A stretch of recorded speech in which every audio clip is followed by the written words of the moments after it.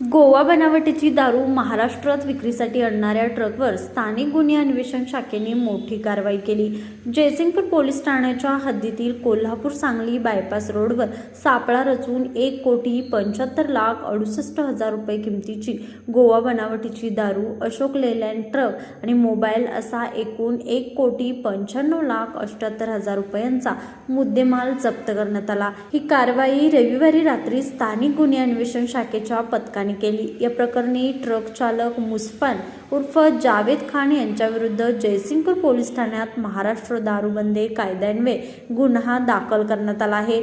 दरम्यान एवढ्या मोठ्या प्रमाणात गोवा बनावटीची दारू महाराष्ट्रात नेमकी कोणासाठी आणि कुठे पोहोचवली जाणार होती याचा तपास जयसिंगपूर पोलीस करत आहेत।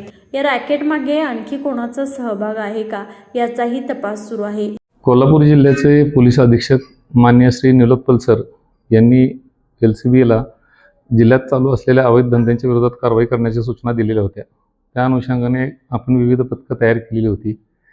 पथकातीलच API राहुल अतिग्रे यांना गोपनीय माहिती मिळाली की एक गोव्यातून मोठ्या प्रमाणावर दारूचा साठा असलेला एक ट्रक हा गोव्यातून मध्य प्रदेशकडे जाणार आहे।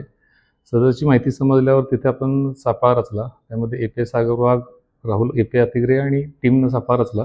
जयसिंगपूरच्या इथे एक ट्रक जी इन्फॉर्मेशन समजली ती त्याप्रमाणे दिसून आला। सदर ट्रक थांबवला, त्यात चेक केला असता जवळपास 1860 देशी गोवा दारूचे बॉक्स आपल्याला त्यात मिळून आले। त्याची किंमत एकूण 1,75,00,000 आहे। तसेच 20 लाखाचा ट्रक असे एकूण 1,95,00,000ची मुद्देमालची आपण जप्त केलेला आहे।